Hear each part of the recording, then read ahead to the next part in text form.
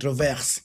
Werason, les phénomènes roi de la forêt, adulé par des foules immenses, critiqué par des anciens compagnons, il reste pourtant l'un des rares artistes africains capables de remplir 2 fois les zéniths de Paris sans Internet, d'enflammer les Bercy et décrocher plusieurs prestigieux trophées comme FESPAM et le Cora Award, sans Internet, sans réseaux sociaux, d'enflammer également les Bercy et décrocher de plusieurs prestigieux trophées comme FESPAM et le Cora. Derrière les attaques, il y a surtout une vérité indéniable.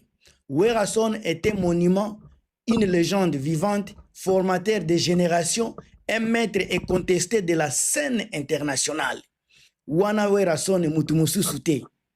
Tokota na moi analyse mouke pourquoi tout le monde lelo, tout le monde s'attaque à Wera. Même Bananaï s'attaque à Werason.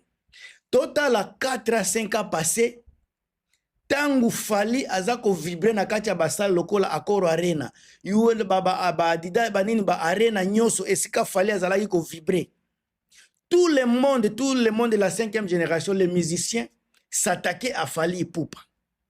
Aujourd'hui, la génération, c'est 4e génération, je crois, comme il n'y a personne qui fait de la musique, on est obligé à les oublier. On a seulement une personne qui est toujours en train de se battre pour représenter la 4e génération, à l'occurrence de Werason, le roi de la forêt. Alors, comme il a l'image, il a l'aura, celui qui a de la lumière, tout le monde veut de cette lumière-là. Tout le monde veut être éclairé à travers Werason. Yangonde bozomona, tout le monde bazakaka baza sima ya Wera. Également, conflit à Werason na fait regola nazo memela bino moi réflexion muke.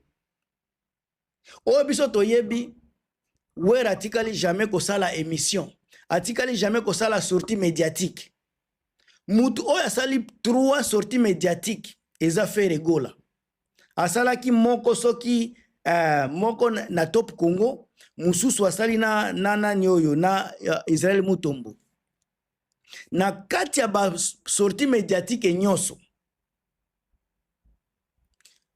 clasher ya ba makambozo le kalelo eza fait regola. Parce que Werason n'a ni fait les émissions, mais ba attaque ezokende avere ye, avere mwana bana na ye, avere mwasi na ye, bandeko na ye. Cher Gaulois, eloko noti koloba awa ne bandeli pona Werason.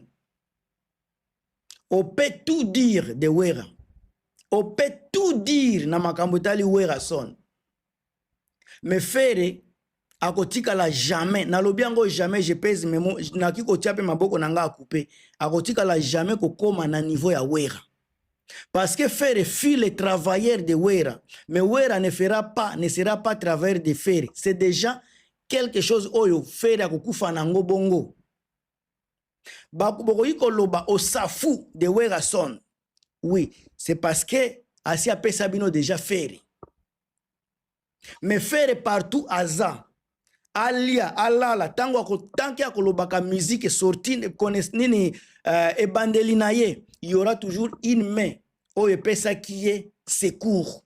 Akolobaka toujours loboko oye mema ebimisa ye, ekozala toujours Wera. Ata soki boke na place nini, na planète nini, jamais kombo ya Wera ekozangaka na ba bénédiction, na ebandeli, na ba propulsement nyoso fera kolobaka. Jamais. Adversaire ya fere oyo biso toyebi ezalaki Fali Ipupa oyo biso toyebaki.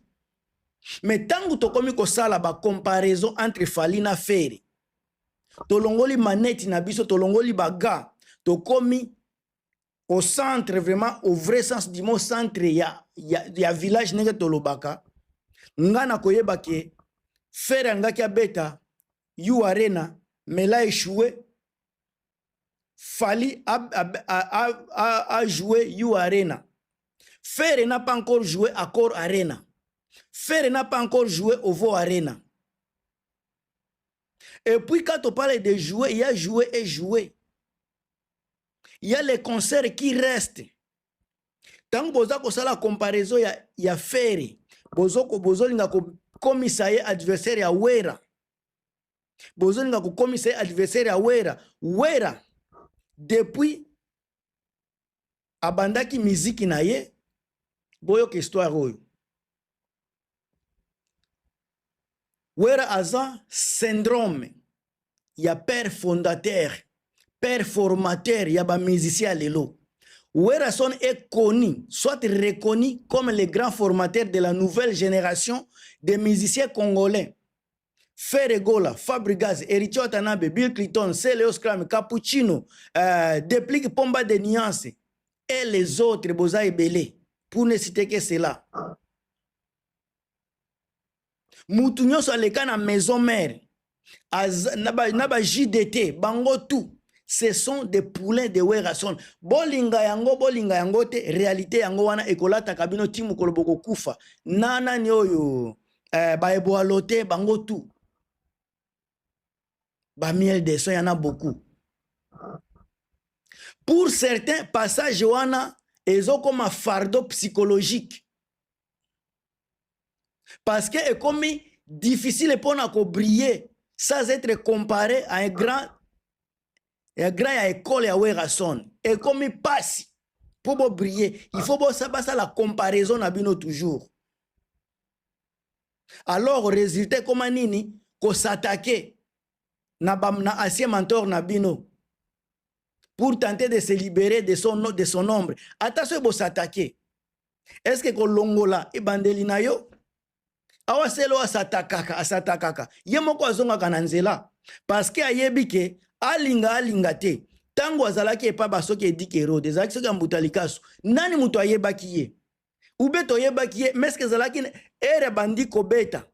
Na maison mère. Bo compare ye. Est-ce que vous comparez na tango ambutalikasu? Parce que Wera lui a donné orientation, formation, oyo kopesa ye lumière. Ba place azalaki atikala jamais kozala na lumière yango akenda pe epa ite. Il n'est pas le seul. Même Ferre aloba abeta na rumba de jeunes. Nani muto ayebaki Wera Ferre gola na rumba de jeunes. Ezaka ba musique ya quartier. Mais falaki aya na maison mère. Wera a pesier orientation selon musique na bango. Wera Ferre yemoko alobaki Wera ba pesier ba formation parce que bango ba yemba déjà kala bazan expérience. Donc Ferre n'avait pas d'expérience. Ce qui a lobby déjà que Wera zalaki une expérience kolekaye, cela veut dire qu'il est venu sans expérience ou bien avec peu d'expérience. Oyo sika Wera Son a exploité a commission expérience ya munene. Si Ferre a kanisa ki aza déjà ya kokola tangu Wera azako yemba eka na nzembu na ye vite mana lobi faire chair de poule, la patience et la longueur du temps, voilà comment tu as grandi. Ce qui fait azalaki ya kokola, pourquoi andimaki Wera iboa kaika, voilà comment tu as grandi. C'est parce qu'il y a azalaki na kokola te musicalement. Il fallait qu'il ba koli saye na musique et pas ya Wera. Est-ce que vous avez compris ma camboyo? Jalousie, batubazana jalousie, y a ba succès, y a ba biloko ya Wera Son ebele. Bozako bossa na ke Wera Son c'était musicien d'abord, azaka ka chanteur était, c'était musicien. Avant na koma na musique nanu na bisabino makamboyo. Papa Wemba était vivant, Taboulei était vivant, Jibe Aza vivant, Bakarmapa Baza vivant, Baevoloko Baza vivant, mais Wera Son wana a été meilleure voix africaine, meilleure voix Afrique. Bataboulé Bazalaki, Papa Wemba Bakofi Olomide bango tout. Wera a été meilleur musicien africain. Bango Yos Bazalaki wana Wera Son a donné parce qu'il avait donné le meilleur et on a vu que c'était le meilleur et on l'a nommé meilleur. Meilleur album, tout le monde était là. Parce que lelo Ferre Azaye Moko. Ferre Azaye Moko, ezaka kapona un an te, aza déjà na ba ezokende 20 ans, aza na carrière solo. Bola kisanga isika ba PCP numéro 1 d'Afrique, meilleur chanteur masculin, il y a Afrique, même en Afrique centrale. Pendant que Botozolo va faire un grand chanteur, Batika l'a jamais connommé, qu'on reconnaître comme meilleur chanteur africain, même Afrique centrale. Mais Wera a été meilleur chanteur africain, meilleur artiste africain, meilleur artiste. Pendant que Bango tout bazalaki, ezala Kofi, ezala Fali, ezala We, Bango tout bazalaki, mais il a été meilleur artiste africain. Il a eu des meilleurs albums. Est-ce que Ferry a un meilleur album? Oyo ba nommé babi oyo za meilleur album. Papa, adversaire na yo Fali. Il a assis à Zouaki ba trophée ya ba MCM soki MCM. Azu ba trophée soki wapi wapi. Wera Zouaki pe trophée na États ba trophée na États-Unis soki ba Hedis. Wera Zoua trophée ya ba Kunde. Wera Zoua ba trophée place Belé. Mais Ferry ozawana ozolo ba yo za danze na émission e pa ya nani soki ya sango olobaki mukolo pe ikoya obetiye. Mais bawera bazawana bazako ta ava kutu olo babilobela wana lelo soki ba comparer concert ya Grand Paris na concert na ya ING Arena, concert ya Wera son eleki Adidas nini ba concert na nyonso ba concert à faire ezalaka malili, concert à faire ye moko aloba yango na Côte d'Ivoire ba malili ezali. On ne peut jamais comparer concert moko ya Wera bakende comparer ngo na concert à faire.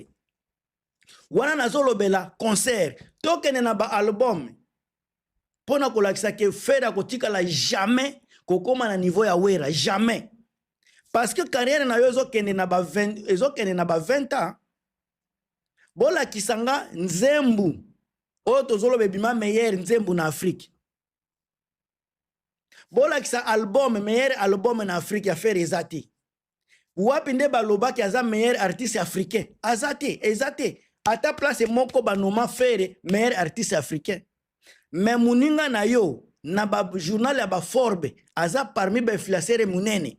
Oyo tozolobela Wera eza avant ba internet ezala. Yo oza na adversaire boza ko sala ma course na niveau internet mais ozo ko kate mais ozo kende ko s'appuyer ko sala ba conflit na muto apesa yo muto alalisa yo muto alesa yo muto akabela yo stade ya Palais du Peuple yo moko olobaka olobango ke Wera muto veste olata munene Wera muto apesa yo donc na elamba Wera kabela yo elamba Ferry na elamba Wera kabela yo. C'est que tu n'étais rien. Si ka mutu wana oya Wera son wana azako kabelo elamba azo futelo billet okende ya poto azako lali so ba hotel bozo kende ba concert mutu wana asala déjà nzembu kala ebwingi et pesa wenge à général wenge d'assemble trophée le premier musicien oya pesa wenge trophée et puis le dernier bazoaka trophée moko na kala ebwingi. Wera mutu apesa sika ye bazako kabwana abimisa banzembu lokola baniki de ba nini héritier itele ba banzembu ebele bakala ibwingi ba Koko Madimba azako kende kosala albo azako sala mouvement yo zako loba ozako fondateur yo mutu bazako kabelo elamba ozako fondateur bandeko Ferry azana makambu na ye na mutu. Pona ngai za makila ya ndeko na ye mutu elobisake bilobela. Parce que depuis que kufa ya mutu wana nde Ferry akomi kosala succès avant liwa ya Gigola Ferry atikala jamais kosala succès. Mais oto yebi bafali baza kosala ba succès bandeko na bango bazo kufa te. Wera sala succès si totikala jamais koyoka ndeko ne akufi. Mais falaki mutu moko boye abo mandeko posta de betama. Fallait mutu moko asala boye po bare ne betama. Mais papa, il faut faire la différence. Et ça na bao baza ko sala succès naturel, na bao il faut ba boma pona ko sala succès. Et il y a les gens pour faire du succès, ils doivent sacrifier et d'autres font le succès naturellement. Alors nazo nakosukisa jalousie pendant que d'autres artistes baza ko galérer à remplir des petites salles. Werason a flamme de grandes salles, ba grande arena, abeta double zénith, abeta Bercy, Fespam kolobate, ba performance wana eza ko faire mal na batu misusu. Kofi Olomide sika aza, asuana na fali, asuana te, na kati ya motema, aza fier komona ke mwana moko bauta sheye alakisi azosala pe makambu minene. Eloko esalaka fere gola pasi, aza incapable ya kosala makambu wera azosala, parce que wera asala makambu akenda tina plafond. Kofali tomonaka kote ba album, Kofi aleki na ba album na banzembo ya bien, mais kote ba sorti dineni discographique na kolo ba nini ba nini ya ba concert, Fali aleki Kofi. Mais botala côté affaire, côté album wera za ko beta affaire, côté ba concert wera za ko beta kaka affaire. Sika fere kanda wana mute komisa keneti zoba, ye falaki azala likolo ya Werason abeta ta ba concert ya bien makasi, mais wera côté concert aza monstre akokokate. Yango bozomona ko fere de temps en temps akaneti liboma po côté concert akokaka concert ete azokoka concert ete mkosere malili. Wera sika bandeko ba constance ya carrière ya Werason depuis scission, depuis séparation ya Wenge, Werason n'a jamais connu disparition, azalaka toujours wana. Malgré ba crise interne na kati ya maison mère na ye, malgré ba crise interne na kati ya maison mère na ye, il a toujours gardé équipe moko solide. Oya kokende, mususa kokende. Azana nini équipe solide, azana public na fidèle, azana ba agenda scénique international. Ba artiste belé ba ex ya wenge akala, bazo koka stabilité ya wera te. Yango eza ko pesa kanda motema mabe na makambu ya wera. Bango tu balobaka nga naza danze na kati ya wenge yango ya gra wenge wana, y compris JB Badolphe, bango tu ba Blaise Bula ba nani bango tu nani mutu azwa courant ba ezala ba kunde ezala ba biloko ba Fespam. Werason ambassadeur de la paix azwa ba multiple ba nini ba récompense multiple na Congo na Kinshasa pour ne pas être kwesena makamu moko nazo chite. Soto totali ba discographie ya Werason solo la bien disque moko ete kama na ndenge ya nyama. Kibwisa Pimpa eza considéré ti lelo comme une encyclopédie ya musique, encyclopédie musicale. Chaque nzembu ya Kibwisa Pimpa eza album ya batu ebele. Nzembu moko eza na kilo ya ba album ya batu ebele. Faso ba yembela, faso ba betela ba guitare, faso donc organisation makambu nyoso. Wera a travaillé avec motema moko.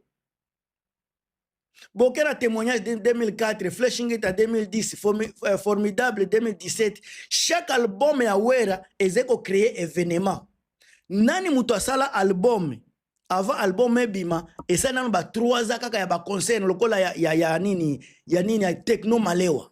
Mutu ata moko te Wera fera za wana za jeune, mais azoko kate makambu Wera zo sala azeko sala ngona ba age ba Wera ya ba fere pe. Mais Wera da 10 ans abimisa ki ba techno malewa 10 ans. Est-ce que na age Wera ya fere est-ce que parce que bazana différence ka ba 10 ans. Na age Wera ya fere lelo est-ce que za capable ko misa album lokola techno malewa lelo azana ba avantage belé internet ba réseaux sociaux est-ce que za capable malgré makambo na nyonso. Lukisa adversaire na yo na ndenge ya bien. Adversaire na yo azalaki Fali, mais ali susu Fali te. Parce que Fali abeti you arena, ovo arena azako kende sikoyo na Stade de France. Sika yo zakaka kote patepa na ba soki na banini na ba échangeur. Muninga zoke na Stade de France, yo za na ba échangeur.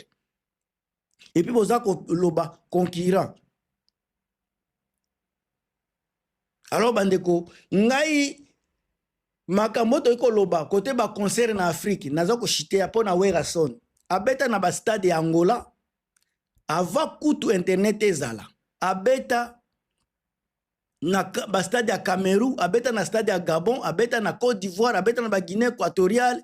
Donc na minute oyo faire effort la kisaki aza capable ya kobeta pe lokola Wera po azolinga koma ko adversaire ya Wera parce que côté afali azokokate azolinga ki mepa ya Wera awa tozomona héritier pe azomelise pe ma côté ba visa côté ba voyage pamba pamba mais ye kaka stationné na kini mais azolinga a créer ka ba polémique ya pamba pamba capacité ko mobiliser batu Wera son aza nango est-ce que faire aza capable ya ko mobiliser batu bota la longévité musicale à Wera son plus de 25 ans aza ko résister baza ko lobele 25 ans mais faire ba komi ko lobele ça n'a même pas 5 ans après ko boma batu nde ba komi ko lobela ye soki baza ko pesa Wera son statut ya icône populaire na Congo est-ce que faire aza capable ko sala makambo wana tant baza ko benge le phénomène de la forêt il est resté proche de la rue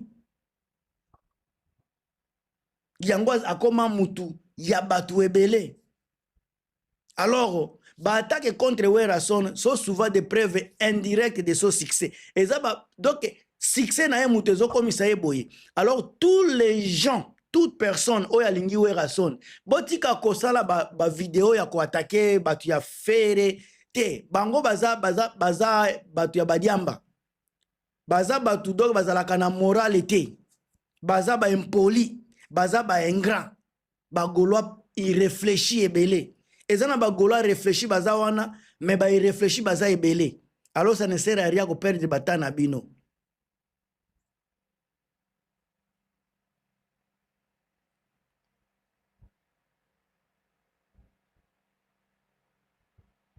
alors bande on a komi na suka bo pesa nga ba point de vue na bino